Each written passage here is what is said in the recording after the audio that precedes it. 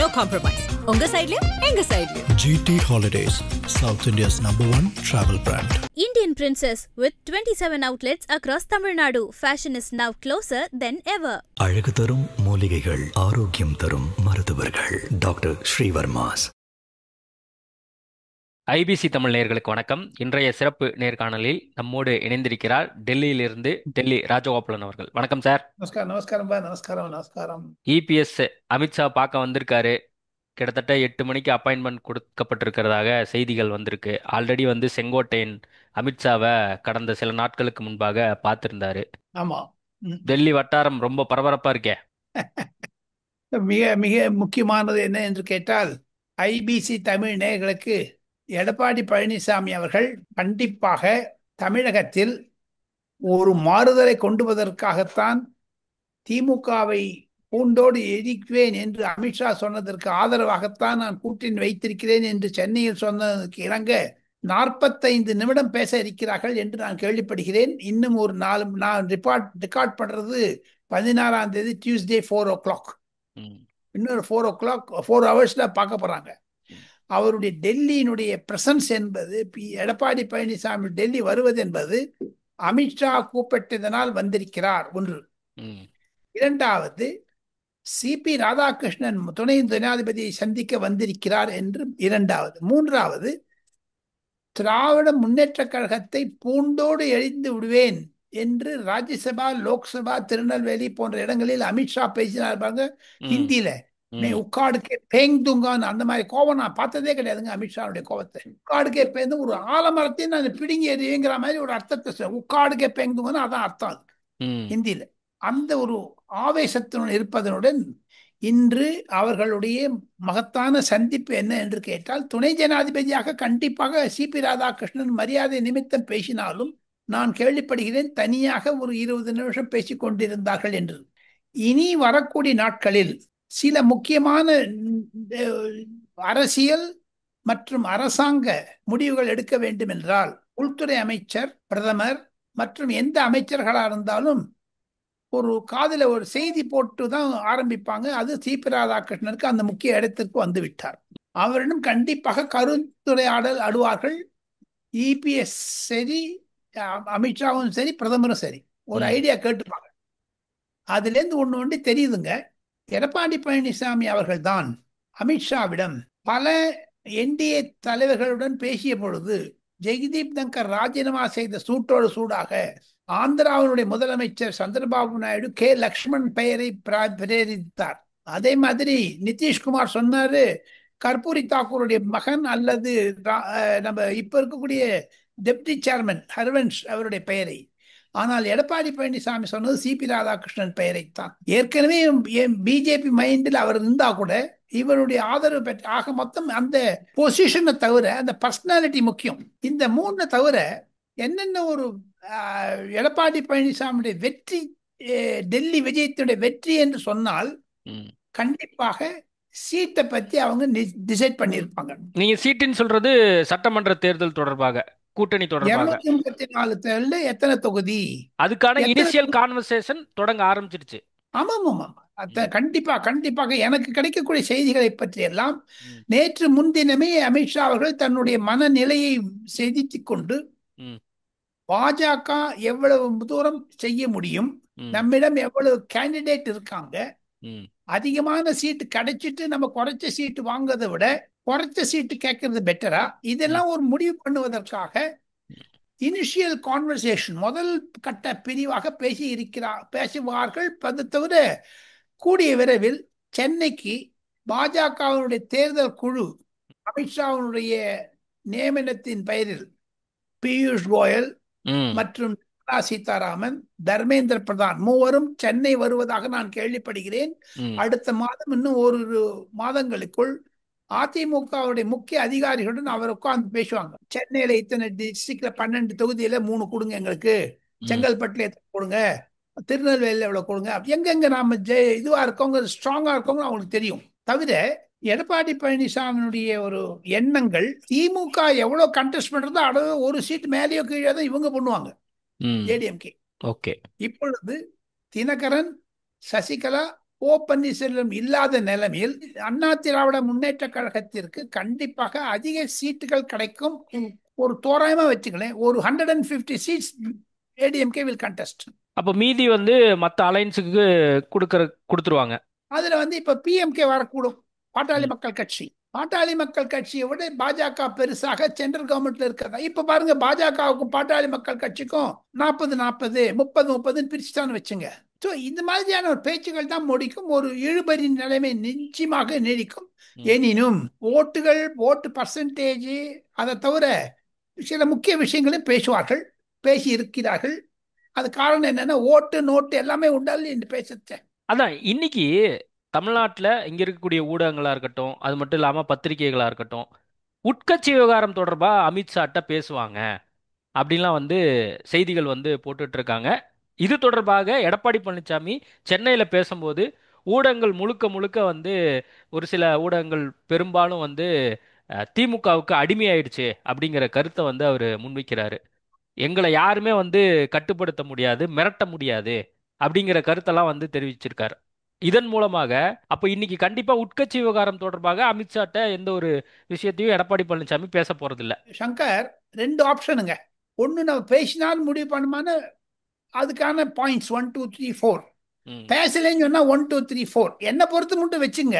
தமிழக ஊடகங்களை பற்றியோ அல்லது அமித்ஷாவினுடைய இந்த மாதிரியான பேசுறதுக்கு இது சான்ஸே கிடையாதுங்க. யார்த்தையான செகண்ட் ரேங்க் லீடர்ஷிப் கிட்ட பேசலாமே தவிர அமித்ஷா கிட்ட பேசும்போது ஓட்டு நோட்டு அதோட சரி முடிஞ்சு போச்சு, ஆட்டம் வெளில வந்துடணும். சீட் ஷேரிங் அதுதான் பேசுவாங்க, மற்ற இதெல்லாம் பேச மாட்டாங்க. சீட் ஷேரிங் அப்புறம் சில கொடுக்கல் வாங்கலாம் இருக்கும், எங்க என்ன ஏது அதெல்லாம் தனித்தனியா பேச, 1 to 1 பேச முடியாதெல்லாம். சரி, செங்கோட்டையன் வந்தாரே போன வாரத்துல, செங்கோட்டையன் வந்து வந்து பார்த்தேன். irrelevant. செங்கோட்டையன் வந்தெல்லாம் புஷ்னு போயிடுச்சு. அதெல்லாம் சந்திச்சாரா? செங்கோட்டையன் சந்திச்சாரா அமித்ஷாவை? போட்டோ எல்லாம் எதுவும் வெளியிடல. சந்திக்கவில்லை என்று அமித்ஷாவினுடைய அலுவலகத்தில் என்னிடம் உறுதிப்பட சொன்னார்கள். இல்ல, அவர் வந்து இங்க பிரஸ் மீட் கொடுத்தாரு. அது அது அந்த டாபிக்ல மறந்து போயிடுங்க, அதெல்லாம் history. Sengottaiyan is a history today. அதை விட்டுருங்க, நம்ம இதுக்கு வாங்க. இப்போ இல்ல சார், இப்போ செங்கோட்டையன் ஒன்றிணைணும் அப்படின்னு சொல்லி பேசிட்டு இருக்கும்போது கூடவே வந்து ஜெயலட்சுமி அப்படிங்கிற ஒரு லேடி வந்து அமித்ஷாவை நான் பார்த்தேன், மீட் பண்ணேன், இந்த ஒன்றிணைந்து குறித்து பேசினேன் அப்படின்லாம் வந்து டெல்லியிலே பிரஸ் மீட் கொடுக்குறாங்க. இது கேலியாக இருக்கிறது, சிரிப்பாக இருக்கிறது. போதாத குறைக்கு இவங்கெல்லாம் அமித்ஷா பார்த்ததா பார்க்கலையாங்கிறது அவங்க கிட்ட ஒரு ஆதாரம் கிடையாது. என்னை பொறுத்த மட்டும் அமித்ஷாவினுடைய அலுவலகத்தில் இருக்கக்கூடிய அவருடைய செயலாளர் என்னிடம் சொன்னது, தமிழகத்தை பொறுத்த மட்டும் எடப்பாடி பழனிசாமிக்கு அப்பாயின்மெண்ட் கொடுத்திருக்காங்க, செங்கோட்டையன் சென்ற வாரம் அப்பாயின்மெண்ட் கொடுக்கவில்லை, பார்க்கவில்லை என்று தான் சொல்லியிருக்கிறார்கள். அது ஆதாரபூர்வமா. இப்ப இன்னொரு விஷயத்துக்கு போலாம், இதை விட்டுருங்க. Sengottaiyan is history now, is irrelevant now. என்ன, எடப்பாடி பழனிசாமி பார்த்தாச்சு. இப்போ நீங்க ஊடகத்தை பத்தி கேட்டீங்க, தமிழகத்தை பத்தி கேட்டீங்க, அதெல்லாம் விட்டுருங்க. முக்கியமான கருத்து கணிப்பில் பார்த்தால் 150 சீட்ல நம்ம என்டிஏக்கு மேஜர் பொலிட்டிக்கல் பார்ட்டி வந்து ஏடிஎம்கே, அடுத்தது பிஎம்கே, பிஜேபி ரெண்டும் ஈக்குவலா வந்தா கூட வச்சுங்க. அதை தவிர சின்ன சின்ன பார்ட்டிகள், இது 234.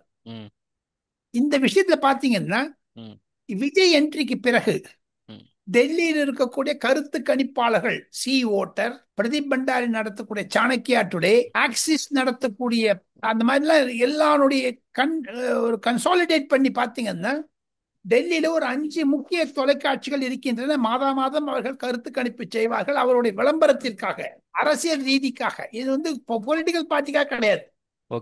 உதாரணத்துக்கு சொல்ல வேண்டுமென்றால் 2 ஊடகங்களுக்கு நான் ஆலோசகராக இருக்கிறேன். அந்த மாதிரி டேட்டாஸ் வந்ததுன்னா டேட்டா கிரன்ச்சிங்க்கு ஒரு கமிட்டி மாதிரி வச்சிருக்காங்க. அதுல 5 பேர் 6 பேர் உட்காந்து பேசுவோம், நாங்க மாசம் பேசுவோம். இதுல பாருங்க, சில விஷயம் அரசியல் தவிர சங்கர், சில product, for example Asian paints, for example இந்த டூத் பேஸ்ட், கோல்கேட், இந்த மாதிரி ப்ராடக்ட்லாம் விற்கிறது கூட எந்த டயத்தை போட்டா நிறைய வரும் விசாரிக்கிறதுக்கு ஒரு அட்மிஷன் சைட்ல வச்சிருக்காங்க. அதுக்கெல்லாம் கூட அந்த அனாலிசிஸ் பண்ணுவாங்க. அப்போ பொலிட்டிக்கல் அனாலிசிஸ் பண்ணும்பொழுது அனைத்து ஊடகங்களில் இருக்கக்கூடிய ஒரு பிரதிபலிப்பு என்ன என்று கேட்டால், விஜய் 3-4 கூட்டங்களுக்கு பிறகு இபிஎஸ் 125 தொகுதிகள் சுற்றுப்பயணத்திற்கு பிறகு 8ஆம் தேதி செப்டம்பர் மாதம் முதல் 15ஆம் தேதி செப்டம்பர் மாதம் இருக்கக்கூடிய வாரத்தில் கருத்து கணிப்பு எடுத்ததில் திராவிட முன்னேற்ற கழகம் பின்தங்கி செல்லுகிறது என்ற செய்தியைத்தான் ஐபிசி தமிழ் நேயர்களுக்கு நான் சொல்ல ஆசைப்படுகிறேன். முந்துவதில் எடப்பாடி பழனிசாமிக்கும் விஜய்க்கும் கண்டிப்பாக கூட்டம் வருகிறது. இருந்தாலும் வாக்கு கணிப்பு பார்த்தால் எடப்பாடி பழனிசாமி அவர்களுக்கு 42 முதல் 45% வரை ஓட்டு கொடுக்கறாங்க. வேற விஜய்க்கு 25-27 தான் கரங்க. முக ஸ்டாலினுக்கு 30-35 தராங்க. ஆக மொத்தம் ஏடிஎம்கே லீடிங் இருக்குது ஆஸ் ஆஃப் நவ். நாளைக்கு விஷயங்கள் மாறலாம்.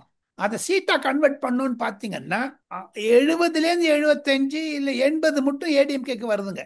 திமுகவுக்கு 35-40 தான் வருதுங்க. இல்ல சார், இப்போ நீங்க அந்த அங்க நடத்தக்கூடிய அந்த கருத்து கணிப்பின் அடிப்படையில 42-45% ஏடிஎம்கே என்டிஏ அலைன்ஸ்க்கு வருதுன்னு நீங்க சொல்றீங்க.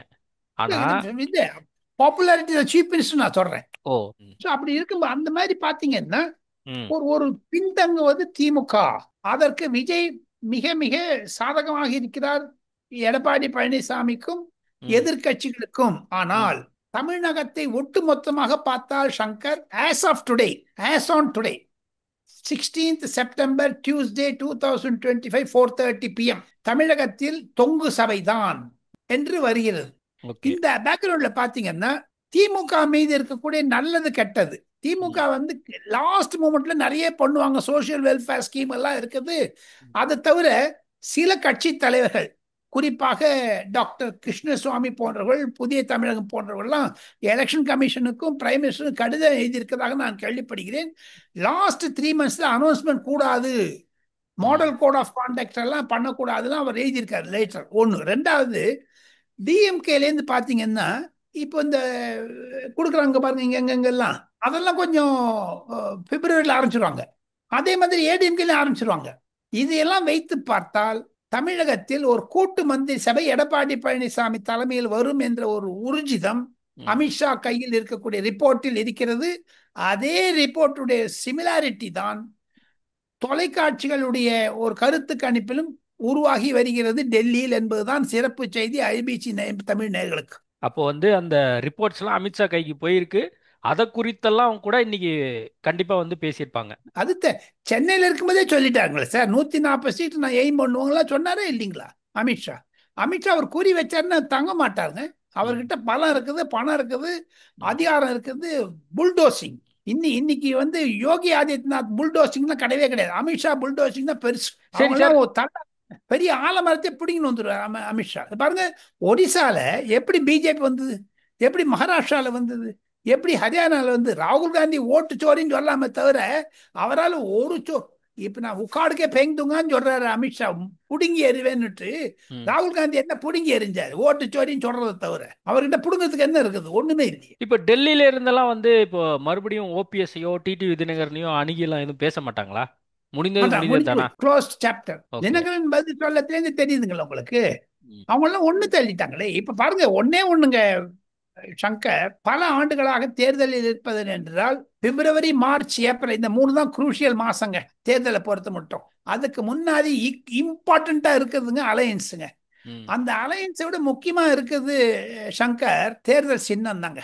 இப்ப மாம்பழம் ஒரு அட்டையிலையும் தப்பிச்சிடுச்சு. விஜய்க்கு என்ன சின்னம் வரப்போகுதுன்னு தெரியல, வரது அப்புறம் பார்க்கலாம். அப்புறம் ஆக மொத்தம் போட்டி என்பது உதயசூரியனுக்கும் இரட்டை இலக்கும் மாம்பழத்துக்கும் தாமரைகளுக்கு முன்னாடி தானே தவிர வேற ஒண்ணுமே கிடையாது. அதுல பாத்தீங்கன்னா விடுதலை சிறுத்தை கட்சிகள் ரவுட் ஆயிடும் சொல்றாங்க.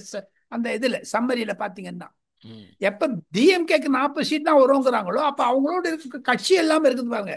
விடுதலை சிறுத்தை கட்சிக்கெல்லாம் 1 சீட்டு கூட வராதுன்னு சொல்றாங்க. காங்கிரஸுக்கு 4-5 சீட் அதிகங்கிறாங்க. அவ்வளவு ஆன்டி இன்கம்பன்ஸ் இருப்பதாகத்தான் கருத்து கணிப்பு தெரிவிக்கிறது. காரணம், திராவிட முன்னேற்ற கழக ஆட்சியில் ஊழல், சட்ட ஒழுங்கு, போதை மற்றும் சாராயம் இதெல்லாம் ரொம்ப இரிட்டேட்டிங்கா இருக்குதுங்க. அந்த தேர்தல் வரும்போது பேசக்கூடிய தேர்தலாம் பார்த்துங்க, ரொம்ப டேஞ்சரா இருக்கும் போதுங்க சங்கர். பயமா இருக்கு எனக்கு. நான் குறைஞ்சது ஒரு 7-8 தமிழ்நாடு தேர்தலில் நிறைய பார்த்துருக்கேன். 1960 பார்த்துருக்கேன். பட் இப்ப இருக்கிறது டேஞ்சரஸ் ஒன்.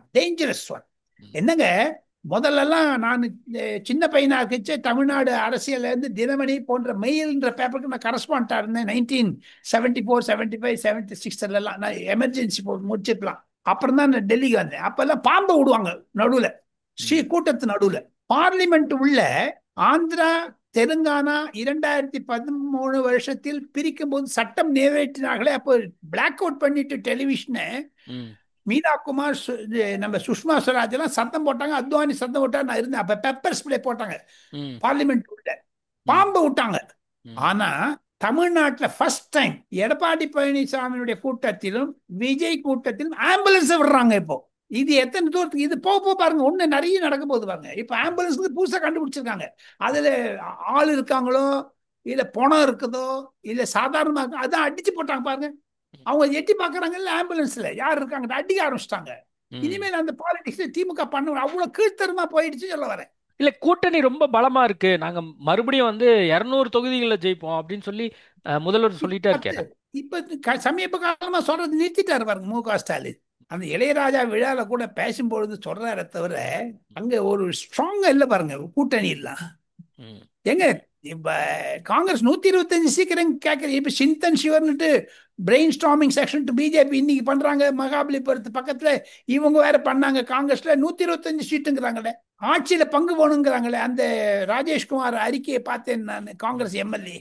அங்க 200 வரவே வராதுங்க. மேக்சிமம் பண்ணா அவங்க அந்த கூட்டணிக்கு ஒரு 50 மேல வந்து அதிகம்ன்ற மாதிரி தான் கருத்து கணிப்பு இப்போ வருது. அந்த ஆஃப்டர் விஜய் சென்ட்ரி ரொம்ப ரொம்ப டேஞ்சரா போகுதுங்க தமிழ்நாடு. கூட்டணி ஆட்சி போச்சுங்கன்னா பார்டர் ஸ்டேட் ஸ்ரீலங்கா பக்கத்துல இருக்குது. இல்ல எது கூட்டணி வேணாலும் ஆட்சி நடக்கும். இல்ல கூட்டணி ஆட்சி குறித்து இப்போ அண்மை காலமா வந்து அது ஒரு விவாத பொருளா மாறி அதிமுக தரப்புல அதை வந்து இன்னும் அக்செப்ட் பண்ண மாதிரி தெரியலையே. இப்ப அமித்ஷா கூட வந்து கூட்டணி ஆட்சி குறித்து பேசினாருலாம் வந்து இங்க இருக்கக்கூடிய ஊடகங்களா இருக்கட்டும் மற்ற கட்சிகள்லாம் சொன்னாங்க.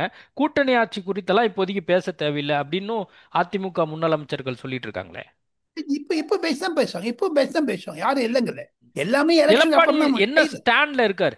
கூட்டணி ஆட்சி குறித்து எதுவும் நிலைப்பாடு எதுவும் அமித்ஷாட்ட முதலமைச்சர் ஸ்டாண்ட்ல தெரிவிச்சிருக்காரா? இருக்காரு. இண்டிவிஜுவல் பார்ட்டி இல்ல ஏடிஎம்கே ஸ்வீப் அமித்ஷாவுக்கும் பண்ணிட்டு எடப்பாடி முதலமைச்சர். பழனிசாமிக்கும் ஒரு அண்டர்ஸ்டாண்டிங் இருந்திருக்கும், நம்ம தேர்தலுக்கு பின்பாக இதை பத்தி பேசிப்போம், சீட்ல நம்ம எவ்வளவு ஜெயிக்கிறோமோ அதுக்கப்புறம் கூட்டணி ஆட்சியா இல்ல தனிப்பெரும் ஆட்சியா அப்படிங்கறதெல்லாம் ஒரு ஒரு மினிமமா ஒரு ஒரு கமிட்மெண்ட் கொடுத்திருப்பார்ல எடப்பாடி பழனிசாமி அமித்ஷாட்ட. அந்த கமிட்மெண்ட் தான் chief ministership. What ever comes, இந்த பக்கம் வந்தாலும் சரி அந்த பக்கம் வந்தாலும் சரி, கூட்டணியா இருந்தாலும் சரி தனியா இருந்தாலும் சரி, எடப்பாடி பழனிசாமி தான் சீஃப் மினிஸ்டர். திமுகவை வேரோடு எடுப்பதுதான் எங்களுடைய குறிக்கோள். ஒரு அமித்ஷா அதுல தெளிவா அம்பர்லான்ஸ். இருக்காரா? இல்ல எனக்கு வந்து இன்னொரு ஒரு கிளாரிட்டி வேணும். அமித்ஷா எடப்பாடி பழனிசாமி தான் 2026ல அதிமுகவினுடைய முதலமைச்சர் வேட்பாளர் அப்படிங்கிறதுல தெளிவா இருக்காரா?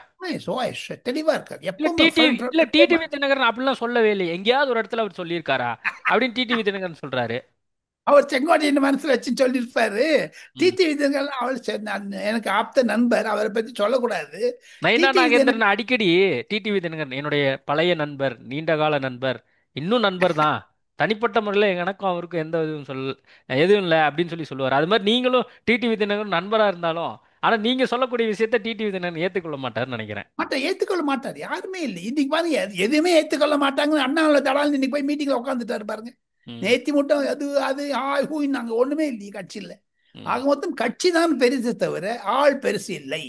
டிடிவி தினகரன் செங்கோட்டையனை மனதில் வைத்துக் கொண்டு சொல்லி இருந்தாலும் ம், எடப்பாடி பழனிசாமி கையில் இரட்டை இலை இருக்கிறது. அவர் கையெழுத்து போட்டால் தான் சங்கருக்கோ ராஜகோபாலனுக்கோ இல்லை எக்ஸோ இசட்டுக்கோ சிம்பிள் கிடைக்கும், இல்லைன்னா கிடைக்காது. டிடிவி தினகரன் போட்டா டார்ச் லைட்டோ இல்லை குக்கர் தான் கிடைக்கும். எடப்பாடி பழனிசாமி போட்டா இரட்டை இலை கிடைக்கும். ம். இல்ல இன்னும் ஓபிஎஸ் நம்புறாரு. ஓபிஎஸ் நம்புறாரு இது மாதிரி வந்து பிஜேபி ஏதாவது சரி பண்ணிரும் அப்படின்னு நம்புறாரு. அவருடைய அது டோன்லாம் பார்க்கும்போது அப்படிதான் இருக்கு. மரியாதைக்குரிய ஓபிஎஸ் அவர்களை பலாப்பழம் சாப்பிட சொல்லுங்கள் என்று தான் பாஜகவினர் சொல்லுகின்றனர். சரி இப்போ ஓபிஎஸும் டிடிவி தினகரன் என்ன பண்ண முடியும்? விஜய் கூட தான் போக முடியும். டிஎம்கேல போயிடுவாங்க, அவ்வளவுதான்.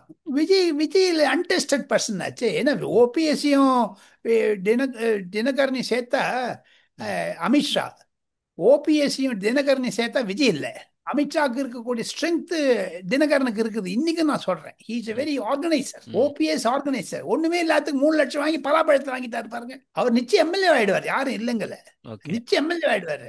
எம்பி ஆனாதான் அவர் தமிழ் தங்கப்பாண்டியனுக்கு வந்து இது பண்ணிட்டார், தோக்கடிச்சிட்டாரு தமிழ்ச்செல்வன். ஆக தங்க மொத்தம் இதுல தமிழ்ச்செல்வன். வந்து தங்க தமிழ்ச்செல்வன். ஆக மொத்தம் இது அதை டிடிவி தினகரன் செங்கோட்டையன் ஓ பன்னீர்செல்வம் irrelevantங்க இன்னைக்கு டாக்ஸ்ல. அப்ப சாப்டர் க்ளோஸ். அமித்ஷா உன்னுடைய அந்த புக்ல அவங்க வெளியே போயிட்டாங்க, அந்த சாப்டர்ல இருந்து வெளியே போயிட்டாங்க. இன்னொரு ரகசியத்தை சொல்லட்டுமா?